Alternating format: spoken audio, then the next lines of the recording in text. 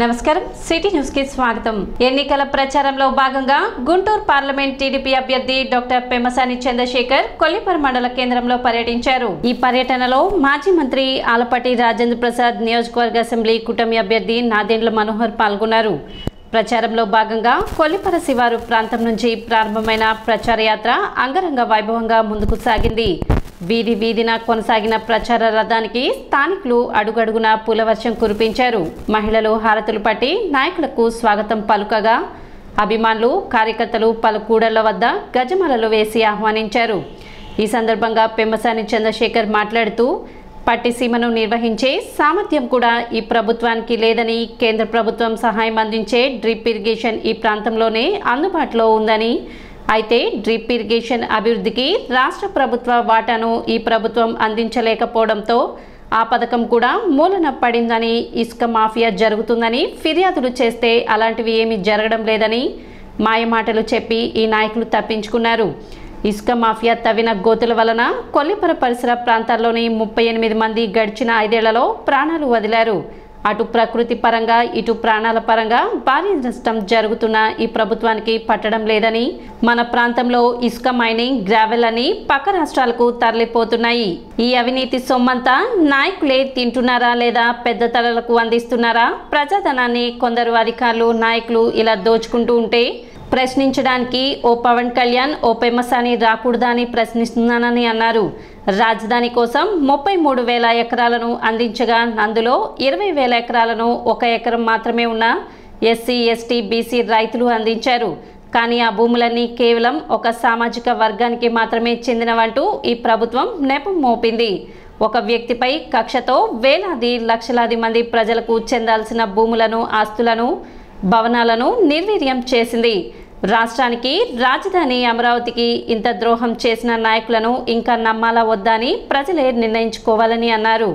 ప్రజా పాలకులు ఎవరైనా కూడా గత ప్రభుత్వం చేసినటువంటి అభివృద్ధిని ఎప్పుడు కంటిన్యూ చేయాలి। ఎందుకంటే హైదరాబాద్ మహానగరంగా అభివృద్ధి చెందుతున్నప్పుడు, తెలుగుదేశం పార్టీ ఓడిపోయినప్పుడు వైఎస్ రాజశేఖర రెడ్డి గారు ముందుకు తీసుకువెళ్లారు। ఎయిర్పోర్ట్ ఆపలేదు, రింగ్ రోడ్డును ఆపలేదు, అభివృద్ధిని ఎక్కడ కూడా డిస్టర్బ్ చేయకుండా ముందుకు తీసుకువెళ్లారు। అదేవిధంగా కొన్ని కొత్త పథకాలు తీసుకొచ్చి ప్రజల మన్నలు పొందినటువంటి వ్యక్తి రాజశేఖర రెడ్డి గారు। అందులో దానికి మాకు కూడా అభిమానం। అయితే గత 5 సంవత్సరాలు మీరు తీసుకుంటా ఉంటే తెలుగుదేశం పార్టీ, చంద్రబాబు నాయుడు గారు పోలవరం లేట్ అవుతుంది అని చెప్పి పట్టిసీమని ఆగమేఘాల మీద సంవత్సరం రోజుల్లో కంప్లీట్ చేశారు। పోలవరం ప్రాజెక్టుని 72% 4 సంవత్సరాల్లో కంప్లీట్ చేశారు। ముంపు గ్రామాలు, తెలంగాణలో ఉన్నటువంటి ముంపు గ్రామాలను కలిపి ఒక సమర్థవంతంగా ప్రతి వారం సమీక్ష చేసి 72% కంప్లీట్ చేశారు 5 సంవత్సరాల్లో। మరి జగన్మోహన్ రెడ్డి గారు వచ్చిన తర్వాత కాంట్రాక్టర్ను మార్చేశారు, రివర్స్ టెండరింగ్ అని వేశారు, ఓకే। అయితే ఈ 4.5 సంవత్సరాల్లో కనీసం 4% కూడా పోలవరం ముందుకెళ్ళినటువంటి మాట వాస్తవమా కాదా అని అడుగుతా ఉన్నాను। మరి పట్టిసీమ తీసుకోండి, పట్టిసీమని ఫిల్టర్ గాని అన్ని మెయింటైన్ చేయాలి కదా, పట్టిసీమ నీళ్లు కావాలంటే కరెక్ట్ గా।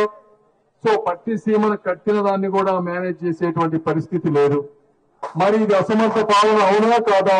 ఇసుక ఇంత దోపిడీ జరుగుతుందని వీళ్ళు కంప్లైంట్ చేస్తే, green tribunal, national green tribunal కి కంప్లైంట్ చేస్తే వాళ్ళు వచ్చి చూసి 140 రీచ్లు ఈ రాష్ట్రంలో ఉన్నాయి, అయితే 40 రీచ్లకి మీకు లైసెన్స్ ఇస్తున్నాం, వీటిని తవ్వుకోండి, ఎందుకంటే అవి తవ్వడం వల్ల చుట్టుపక్కల గ్రామాలకి గాని ప్రజలకు గాని ఇబ్బంది తక్కువ అనిస్తే వీళ్ళు 40 రీచ్లు చేయాల్సింది పోయి అసలు ఎవరికీ తెలియని 500 రీచ్ల ఇసుక రీచ్లు కనిపెట్టారు। వీళ్ళు కనిపెట్టి 25 మంది కలెక్టర్ల చేత సెంట్రల్ గవర్నమెంట్ కి, నేషనల్ గ్రీన్ ట్రిబ్యునల్ కి ఇక్కడ ఇసుక మాఫియా జరగటం లేదు అని చెప్పి 25 మంది కలెక్టర్ల చేత లెటర్లు రాయించిన మాట వాస్తవమా కాదా? ఈ సందర్భంగా నాదెండ్ల మనోహర్ మాట్లాడుతూ రోడ్లు, సంక్షేమ పథకాలు, రైతులకు కావాల్సిన అవసరాలు తీర్చడంలో పూర్తి సహకారం అందిస్తాం। రాష్ట్ర పాలన చేతకాక జగన్ అడ్డదారిలో ముందుకు సాగారు। ప్రశ్నించిన టీడీపీ, జనసేన, బీజేపీ నాయకులను వేధించారు। అరెస్టులు చేసి హింసాత్మక ఘటనలకు తెరతీశారు. ఈనాళ్ళు కార్యకర్తలంతా పోరాటం చేశారు. ఇంకొక నెల గట్టిగా ప్రయత్నిస్తే ఈ రాక్షస పాలనకు చర్మగీతం పాడేవచ్చని తెలిపారు. మన భవిష్యత్తు కోసం, మన బిడ్డల కోసం పెద్దలు ఆలపాటి రాజా గారు చెప్పినట్టు దేనికోసం ఈ మార్పు అంటే ఒక మంచి ప్రభుత్వం కోసం. ఆ ప్రభుత్వం ద్వారా మీరు 5 సంవత్సరాలు పడిన కష్టాలు, మీరు ఎదుర్కొన్న సమస్యల పరిష్కారం కోసం ఒక మంచి ప్రభుత్వం ఏర్పాటు చేసి ఈ ప్రాంతానికి మరొకసారి పూర్వ వైభవం తీసుకొచ్చే విధంగా ఖచ్చితంగా ఒక శాసనసభ్యుడిగా, అదేవిధంగా మీ ముందు ఒక పార్లమెంట్ సభ్యుడిగా పెమ్మసాని చంద్రశేఖర్ గారికి మీరు అన్ని విధాలుగా ఆశీర్వదిస్తారని, కొల్లిపర మండలాన్ని ఖచ్చితంగా మన గుంటూరు జిల్లాలో మరొకసారి నంబర్ 1 స్థానంలో తీసుకెళ్లేటట్టు మనందరం కూడా ఖచ్చితంగా కృషి చేసే విధానంలో మనం పనిచేసుకుందాం. రోడ్ల విషయంలో కానివ్వండి, సంక్షేమం విషయంలో కానివ్వండి, రైతులకి చేయాల్సిన అనేక కార్యక్రమాలు కానివ్వండి, ఎంతో ఇబ్బందులు పడ్డారు, ఎన్నో కష్టాలు చూశారు. కానీ మీరు ఈ 3 వారాలు దయచేసి ప్రతి ఒక్కరు కూడా ఒక మార్పు కోసం మీరు పెద్ద ఆలోచనతోటి దేనికోసం ఈ ప్రజాస్వామ్యాన్ని నిలబెట్టుకోవాలో అర్థం చేసుకోండి. రాష్ట్రానికి ఎంత అంధకారంలో నెట్టారో మీ అందరు చూశారు. రైతాంగం నష్టపోయింది, యువత నష్టపోయారు, ఎక్కడో ఉద్యోగ అవకాశాలు లేవు, పెట్టుబడులు కూడా మన ప్రాంతానికి రాలేదు. ఖచ్చితంగా రాబోయే రోజుల్లో మీరందరూ ఆశీర్వదిస్తే ఒక మంచి ప్రభుత్వం చంద్రబాబు నాయుడు గారి నాయకత్వంలో, పవన్ కళ్యాణ్ గారి ఆశయాల మేరకు ఏర్పాటు చేసి మరొక్కసారి మన ప్రాంతాన్ని, మన రాష్ట్రాన్ని మనం కాపాడుకుని తప్పకుండా మన భవిష్యత్తులో మన బిడ్డలకి మంచి అవకాశాలు కల్పించే విధంగా మనందరం కూడా కృషి చేద్దాం. ఈ సందర్భంగా ఆలపాటి రాజేంద్ర ప్రసాద్ మాట్లాడుతూ ఇల్లు పేరు చెప్పి, పథకాల పేరు చెప్పి ప్రజలను మోసగించి దోచుకున్న ఈ జగన్ ప్రభుత్వాన్ని మీ ఓటు హక్కుతో తరిమి కొట్టండి. టీడీపీ, జనసేన, బీజేపీ కూటమి బలపరిచిన గుంటూరు ఎంపీ అభ్యర్థి పెమ్మసాని చంద్రశేఖర్, అసెంబ్లీ అభ్యర్థి నాదెండ్ల మనోహర్లకు సైకిల్ గుర్తుపై ఓటు వేసి విజయం చేకూర్చాలని కోరారు. మనందరం కూడా రేపు జరగబోయే ఎన్నికల్లో ప్రతి ఒక్కరు కూడా మనం పడ్డ కష్టాలు, మనకు జరిగిన నష్టాలు, మరి ముఖ్యంగా రైతుల్ని మోసం చేసినటువంటి ప్రభుత్వం, దళితుల్ని మోసం చేసినటువంటి ప్రభుత్వం, ఇళ్ల స్థలాల పేరుతో మోసం చేసినటువంటి ప్రభుత్వం, ఒకటేమిటి మన పక్కన్న ఇసుకని ఏ రకంగా దోచుకున్నారో మన అందరం చూసినటువంటి పాలన. మరి ఇలాంటి పాలనని అంతమొందించాలి అంటే మాట తప్పను మడమ తిప్పను అన్న నాయకుడు ప్రతి నిత్యం అనుక్షణం మాట తప్పటం మడం తిప్పటం నేర్చుకున్నటువంటి ఈ పాలనకి మనం ఖచ్చితంగా చరమ గీతం పాడాలి అని చెప్పి, అలాంటి చరమ గీతం పాడటానికి మీ అందరూ కూడా సిద్ధం అన్నటువంటి ఈ ప్రభుత్వానికి సైలం చెప్పి మీరు ఈ రోజున చరమ గీతం పాడాల్సిన అవసరం ఉందని చెప్పి మీకు మనవి చేసుకుంటూ, ఓటు హక్కు కలిగిన ప్రతి ఒక్కరూ రానున్న ఎన్నికల్లో తమ ఓటును వినియోగించుకోవాలని మున్సిపల్ కమిషనర్ బండి శేషన్న విజ్ఞప్తి చేశారు. స్వీప్ కార్యక్రమాలలో భాగంగా ఎన్నికల కమిషన్ ఆదేశాల మేరకు ప్రభుత్వ కార్యాలయాల్లో ఓటు హక్కుపై అవగాహన కార్యక్రమం చేపట్టారు. ఇందులో భాగంగా పట్టణ బస్టాండ్ నందు పురపాలక సంఘ ఆధ్వర్యంలో ఓటు హక్కు వినియోగంపై అవగాహన కార్యక్రమం నిర్వహించి ప్రయాణికులకు అవగాహన కల్పించారు. ఈ సందర్భంగా కమిషనర్ శేషన్న మాట్లాడుతూ ఓటు అనేది రాజ్యాంగం కల్పించిన హక్కు అని, దానిని ప్రతి ఒక్కరూ బాధ్యతగా వినియోగించుకోవాలన్నారు. రానున్న ఎన్నికల్లో తప్పనిసరిగా ఓటు హక్కు కలిగిన ప్రతి ఒక్కరూ ఓటు హక్కును వినియోగించుకోవాలని సూచించారు. కార్యక్రమంలో RTC depot manager Rajasekhar, RTC సిబ్బంది, పురపాలక సంఘ అధికారులు, సిబ్బంది పాల్గొన్నారు.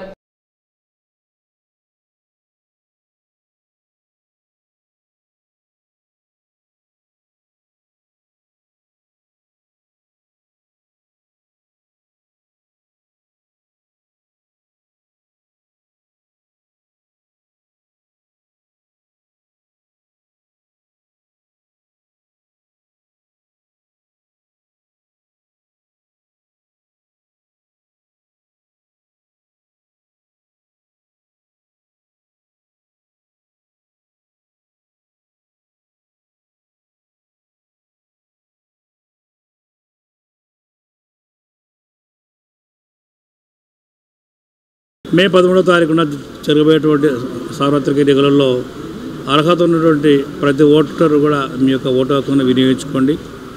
ఆ రోజు మార్నింగ్ 7 గంటల నుంచి సాయంత్రం 5 గంటల వరకు ఓటింగ్ ప్రక్రియ ఉంటుంది. ఎండలో అని చెప్పేసి కాకుండా అక్కడికి రండి, మంచి సౌకర్యాలు కూడా ఉన్నాయి. చక్కటి షామియానాస్, అలాగే డ్రింకింగ్ వాటర్, ఇంకా ఫ్యాన్లు ఇలాంటివన్నీ కూడా ఉన్నాయి. అదేవిధంగా ఒకవేళ 85+ ఏజ్ గ్రూపులు ఉన్నటువంటి వాళ్ళు కానీ, డిజేబుల్డ్ ఉన్నటువంటి వాళ్ళు కానీ, వాళ్ళు అక్కడికి వచ్చి ఓటు వేయలేని వాళ్ళు ఎవరైనా కానీ ఉంటే కనుక అలాంటి వాళ్ళందరికీ కూడా మళ్ళీ వాళ్ళకు హోమ్ ఓటింగ్ అనేటువంటి ఆ యొక్క సౌకర్యం ఇచ్చారు. సో అందువల్ల ఈసారి చాలా ప్రత్యేకతలు ఉన్నాయి కాబట్టి ఓటరుగా ఎన్రోల్ అయినటువంటి ప్రతి ఒక్కరు కూడా ఓటు హక్కును వినియోగించుకోవాల్సి ప్రతి ఒక్కరు కోరుతున్నాం. సో సదావకాశాన్ని సద్వినియోగపరచుకోవడం. అదేవిధంగా డిఎం గారికి ప్రత్యేకంగా కృతజ్ఞతలు. ఎందుకంటే వారి యొక్క ఎంతో విలువైన సమయాన్ని ఓటుపై అవగాహన కార్యక్రమంలో వాళ్ళ యొక్క స్టాఫ్ అందరూ కూడా, డ్రైవర్లు, కండక్టర్లు, స్టాఫ్, అలాగే క్లీనర్లు అదర్ ఇక్కడ ఉంచి వారందరికీ కూడా ఫామ్ 12A ఎలా ఏ విధంగా వస్తుంది, ఎప్పుడెప్పుడు ఉంటాయి, ఏంటి విషయాలపైన చక్కటి అవగాహన ఇచ్చారు. ఓటు హక్కు ఎంత జాగ్రత్త వాడుకుంటే అంత మంచి క్వాలిటీ లీడర్షిప్ కానీ, అంత మంచి ప్రజలకి మేలు జరిగిద్దనే ఉద్దేశాన్ని చక్కగా అందరికీ ప్రతి ఒక్క వ్యక్తికి మా తెనాలి డిపో నుంచి సుమారుగా రోజుకి ఒక 30,000 మంది, 30 నుంచి 35,000 మంది ప్రయాణికులు వెళ్తూ ఉంటారు. దాదాపుగా ఈ టైంలో ఈ 12-12:30 నుంచి వచ్చే ప్రయాణికులందరికీ టచ్ చేసి అందరికీ చెప్పడం జరిగింది.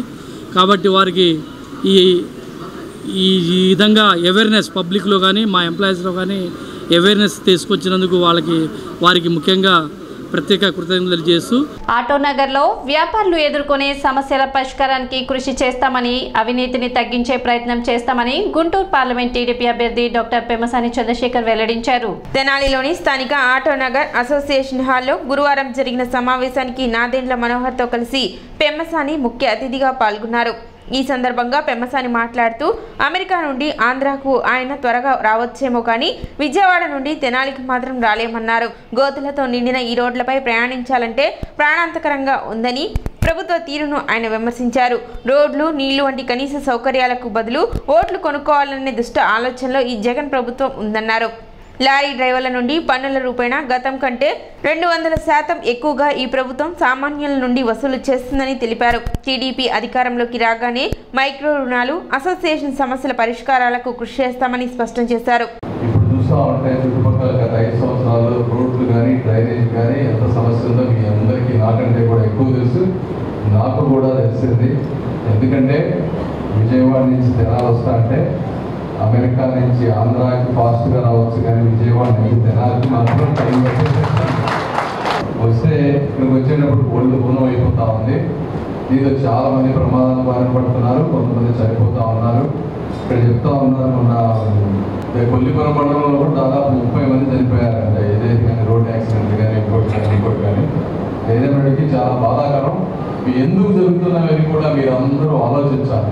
జగన్మోహన్ రెడ్డి గారు ఒక ఓట్ల రాజకీయానికి తెరదీశారు. అంటే రోడ్లు కానీ, డ్రైనేజ్ కానీ, వాటర్ కానీ ఇవేంటంటే వ్యక్తిగత ప్రయోజనాలు కాదు. రోడ్డు వేసారంటే ఏదో గవర్నమెంట్ చేస్తుంది, నాకు పర్సనల్గా ఉపయోగపడేది కాదు అని అనుకుంటారని చెప్పి ప్రతి ఒక్కరికి 3,000, 2,000, 5,000 ఇట్లా చేసుకుంటా పోయి ఆయన ఓట్లు కొనుక్కునే పద్ధతి ప్రకారం వెళ్ళారు.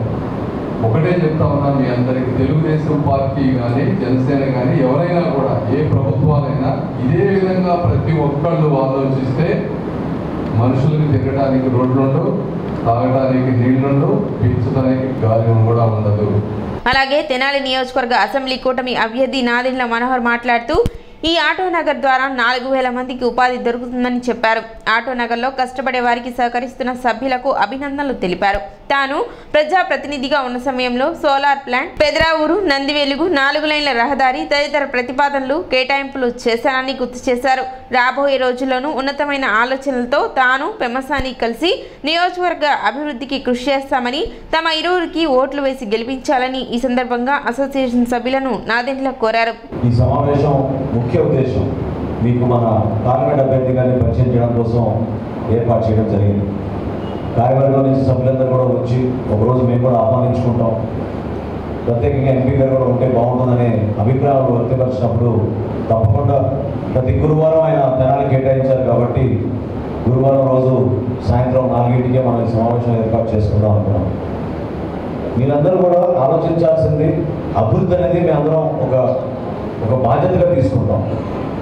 పదవులు అనేది అలంకరణ కోసం కాదు, ఖచ్చితంగా మన ప్రాంతానికి మన సమాజానికి ఉపయోగపడాలనే ఉద్దేశంతో అనేక కార్యక్రమాలు చేసుకుంటూ వచ్చాం. మా తండ్రి గారు మొట్టమొదటిసారి ఈ ఆటో నగర నిర్మాణం కోసం ఆ రోజు సంవత్సరపాలెం గ్రామం నుంచి ఈ భూమి ఆ రోజు ఎలిగేట్ చేయించి మన తెనాలి నియోజకవర్గానికి ఆటో నగర్ ఉండాలని చెప్పి అప్పుడు మా నాన్నగారు శాసనసభ్యులుగా ఉన్నప్పుడు 1989లో ఆ రోజున ఈ ఆటో నగర్ స్థాపించడం జరిగింది. సుమారు 500 మంది ఇక్కడ చిన్న చిన్న పరిశ్రమలు ఏర్పాటు చేసుకున్నారు. 500 మంది ఈరోజు 4000 మందికి మీరు ఉపాధి కల్పించగలుగుతారు. కానీ స్టీల్ ఫ్యాక్టరీలు క్రమేపీ ఇంకా మారి కొత్త టెక్నాలజీని ఉపయోగించుకుని రాము గారు ఉన్నారు, ట్రాన్స్ఫార్మర్లు పెట్టారు. సో రాష్ట్ర వ్యాప్తంగా ట్రాన్స్ఫార్మర్లు ఈరోజు సరఫరా మనకి తెనాలి నుంచి జరుగుతున్నాయంటే నిజంగా మనందరం కూడా గర్వపడాలి. అంటే తెలిసిన కేసు కాబట్టి చెప్తున్నాను. చాలామంది కొత్త టెక్నాలజీ కొత్త ఆలోచనతో రావచ్చు. నేను ఆ రోజున రాష్ట్ర విభజన జరగకపోతే భారతదేశంలో మొట్టమొదటి ఆటో నగర్ ఉచితంగా విద్యుత్ ఇవ్వగలిగింది తెనాలి ఆటో నగర్ను మార్చేవాళ్ళం. ఆ రోజున అభివృద్ధి కార్యక్రమాల్లో భాగంగా నాకు శివగారు ఆల్రెడీ ఒక ఉత్తరం ఇచ్చారు. నేను మీకు మాటిస్తున్నాను, ఒక శాసనసభ్యుడిగా, చంద్రశేఖర్ గారు ఒక పార్లమెంట్ సభ్యుడిగా మేము ఇద్దరం కలిసి తప్పకుండా మన ప్రాంతానికి ప్రత్యేకంగా ఆటో నగర్కి ఇంకా అభివృద్ధి కార్యక్రమాలు తీసుకొచ్చే విధంగా మీరు కూడా కొత్త టెక్నాలజీని ఉపయోగించుకొని మీ బిజినెస్ని మరింత పెంచుకునే విధంగా మీకు ఎక్స్పోర్ట్ చేసే అవకాశాలు కూడా కల్పించడానికి మా ముందు మేము తప్పకుండా మీకు కృషి చేస్తాం. ఆ విధంగా స్కిల్ బిల్డింగ్ అనేది తప్పకుండా ఈ ప్రాంతాన్ని తీసుకొచ్చి హెల్ప్ చేస్తామని మనస్ఫూర్తిగా సందర్భం తెలుపుకున్నాం. ఎన్నికల సమయం మేము పరిచయ కార్యక్రమం ఎందుకు చేసుకుంటామంటే మీరు జాగ్రత్తగా ఎటువంటి అభ్యర్థుల కోసం మనం ఓటు వేయాలనేది మీరు ఆలోచించుకోవాలి. మన ప్రాంత అభివృద్ధి కోసం, మన భవిష్యత్తు కోసం, మన రాష్ట్రం కోసం ఈ రోజున Telugu Desam party, Janasena party, Bharatiya Janata party కలిసి ఉమ్మడిగా ఒక ప్రణాళిక సిద్ధం చేసుకుని ముందుకు వచ్చాం. అందులో భాగంగా మేము ఇద్దరం కూడా అభ్యర్థులుగా నిలబడ్డాం. ఇక్కడ ఎవరికి కూడా వ్యక్తిగతంగా మా కోరికలు లేకపోతే మాకేదో సంపాదించుకునే తప్పన లేదు. మేము నిలబడేది మీకోసం, మీ భవిష్యత్తు కోసం. అదేవిధంగా చంద్రబాబు నాయుడు గారు కూడా 14 సంవత్సరాలు ముఖ్యమంత్రిగా చేశారు. పవన్ కళ్యాణ్ గారి నాయకత్వం కూడా ఈ రోజున రాష్ట్రంలో అందరినీ కదిలించింది ఏంటంటే స్పందించగలిగే మనస్తత్వం ఆయనలో ఉంది కాబట్టి అటువంటి భావాలున్న వ్యక్తులందరూ కూడా కలిసి పనిచేసుకుంటే తప్పకుండా మన రాష్ట్రానికి మంచి రోజులు వస్తాయని నమ్మకం మనలో ఉంది. ఈ కార్యక్రమంలో అసోసియేషన్ చైర్మన్ చుక్కపల్లి శివనాగేశ్వరరావు, జనసేన నాయకులు తోటకూర వెంకటరమణ, తెలుగు మహిళా జిల్లా అధ్యక్షురాలు అన్నావత్తు జయలక్ష్మి తదితరులు పాల్గొన్నారు. మనకన్నా 20 సంవత్సరాల ముందరి ఆటో నగర్, మన ఆటో నగర్ అభివృద్ధికి కారణం మన స్థానిక నాయకులు, ఎమ్మెల్యే గారు కానీ లేకపోతే స్పీకర్ గారు కానీ అందరూ మనకి చేశారు. కాకపోతే ఇప్పుడు మన ఆటో నగర్ కూడా పెద్ద సమస్య ఏంటంటే మురుగునీరు బయటకు వెళ్ళే అవకాశం లేదు. ఆ సమస్య పరిష్కారం కాదు. అప్పుడు కూడా మనోహర్ గారు ఉన్నప్పుడు, రాజా గారు ఉన్నప్పుడు కూడా ట్రై చేశాము, కానీ ఆ సమస్య పరిష్కారం వల్ల ఇప్పుడు అదేమో కదా. దానివల్ల ఏంటంటే రైతులు ఇబ్బంది పడుతున్నారు, సంవత్సరం రూపాయల రైతులు. అందుకోసం అని చెప్పి నేను సభాముఖంగా చంద్రశేఖర్ గారిని, మనోహర్ గారిని అడుగుతుంది ఏంటంటే రాబోయే కాలంలో మన ఆటో నగర్ ఆ సమస్యని సంయుక్తంగా ఇద్దరూ కలిసి ఆ సమస్యని పరిష్కరించవలసిందిగా ఆటో నగర్ సభ్యులందరి తరఫున నేను మనోహర్ గారిని, చంద్రశేఖర్ గారిని సభాముఖంగా కోరుకుంటున్నాను. వేమూరు నియోజకవర్గం కొల్లూరు మండలం జువ్వలపాలెం, తడికలపూడి, కిష్కిందపాలెం గ్రామాలలో మాజీ మంత్రి, పొలిట్ బ్యూరో సభ్యులు, వేమూరు నియోజకవర్గ కూటమి బలపరిచిన అభ్యర్థి నక్కా ఆనంద్ బాబు ఎన్నికల ప్రచారం నిర్వహించారు. అడుగు అడుగున జనం నీరాజనాలు, మహిళా మనులు హారతులతో స్వాగతం పలికారు. ఈ సందర్భంగా ఆనంద్ బాబు మాట్లాడుతూ అధికారంలో ఉన్న జగన్మోహన్ రెడ్డి చేతకానితనంతో పెన్షన్లు ఇవ్వలేక చంద్రబాబు నాయుడు మీద ఆరోపణలు చేస్తున్నారని అన్నారు. సచివాలయం సిబ్బంది 11 మంది ఉంటారు. ఊరికి వచ్చి 300 నుండి 400 పెన్షన్లు ఉంటాయి. వారి చేత ఇప్పించలేరా అంటూ మండిపడ్డారు. ఈ గ్రామాలలో తాను ఉన్నప్పుడు చేసిన అభివృద్ధి తప్పితే కొత్తగా చేసింది ఏమీ లేదన్నారు. మిగిలిపోయిన పనులను అధికారంలోకి వచ్చిన 3 నెలల్లోపు పూర్తి చేస్తానని హామీ ఇచ్చారు. జనసేన అధినేత పవన్ కళ్యాణ్ కూడా తమతో కలిశారని రాబోయే రోజుల్లో ఉమ్మడి కార్యాచరణతో పరిపాలన సాగిస్తామని చెప్పారు. మే 13వ తేదీన జరిగే ఎన్నికలలో సైకిల్ గుర్తుపై ఓటు వేసి అఖండ విజయం చేకూర్చాలని కోరారు. ఈ కార్యక్రమంలో వేమూరు నియోజకవర్గ జనసేన సమన్వయకర్త ఉషా రాజేష్, కొల్లూరు మండల తెలుగుదేశం అధ్యక్షులు మైనేని మురళి, రాష్ట్ర తెలుగు యువత అధికార ప్రతినిధి డాక్టర్ కనగాల మధు, జనసేన నాయకులు బండ్లపాటి చలమయ్య, తెలుగుదేశం జనసేన పార్టీ నాయకులు కార్యకర్తలు అధిక సంఖ్యలో పాల్గొన్నారు.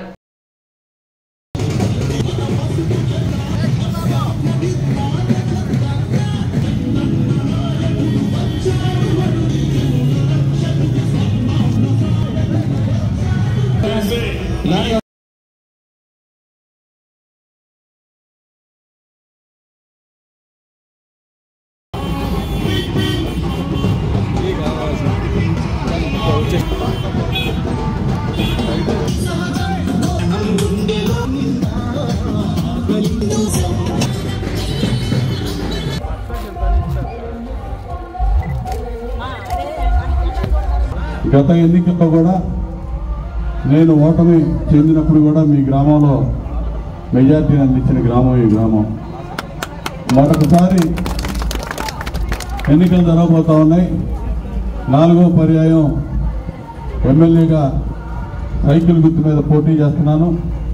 చంద్రబాబు నాయుడు గారి ఆశీస్సులతో, జనసేన అధినేత పవన్ కళ్యాణ్ గారి సపోర్ట్తో నేను మీ ముందుకు వస్తూ ఉన్నాను. మరొకసారి ఆశీర్వదించండి. ఈ రాష్ట్రం పురోభివృద్ధి చెందడానికి అన్ని సంక్షేమ కార్యక్రమాలు, సూపర్ 6 పథకాలు, దాదాపు ఇప్పటికి అమలవుతున్నటువంటి సంక్షేమ పథకాలు కన్నా 4 రెట్లు సంక్షేమ పథకాలు చంద్రబాబు నాయుడు గారు, పవన్ కళ్యాణ్ గారు మనకు అందించబోతూ ఉన్నారు. అదేవిధంగా మన బిడ్డల భవిష్యత్తు, మన భవిష్యత్తు, ఈ రాష్ట్ర భవిష్యత్తు కోసం ఒక దూరదృష్టితో పనిచేసినటువంటి నాయకుడు చంద్రబాబు నాయుడు గారిని మీకు తెలియజేస్తున్నాను. మీరందరూ కూడా మరొకసారి సైకిల్ గుర్తు మీద ఓటేయాలని చెప్పి మిమ్మల్ని అభ్యర్థిస్తా ఉన్నా. కడికలపూడి గ్రామంలో ఏ అభివృద్ధి జరిగినా కూడా మన హయాంలోనే జరిగిందనేది యథార్థం ఉన్నాను. అందరూ కూడా మరి ఆలోచన చేయండి. అభివృద్ధి అనేది ఈ గ్రామంలో, ఈ వార్డులో ఎవరి హయాంలో జరిగింది? మనం అధికారంలో ఉన్న 14 నుంచి 19 దాకా చేసినటువంటి అభివృద్ధి తప్ప అంగళం అభివృద్ధి కూడా ఈ 5 ఏళ్లలో చేయాలి. ఇలా గెలిచినా ఓడిపోయినా మీలో మమేకమై మీలో ఒకటిగా ఉండే వ్యక్తిగా నన్ను ఆదరించమని చెప్పి కోరుతా ఉన్నాను. ఇక్కడ ఇంకా అనేక సమస్యలు ఉన్నాయి. శ్మశానం సమస్య ప్రధానంగా ఉంది. ఆ శ్మశానం సమస్య కూడా తీర్చడానికి పెద్దలు రత్తయ్య గారు 20 సెంట్లు స్థలం కూడా ఇవ్వబోతా ఉన్నారు. తొందరలోనే ఆ స్థలం శ్మశానం అభివృద్ధికి కూడా కొంత నిధులు కేటాయించి అదంతా అభివృద్ధి చేసి మీకు అప్పచెప్పబోతా ఉన్నారు. సిటీ న్యూస్ ఇంతటితో సమాప్తం. నమస్కారం.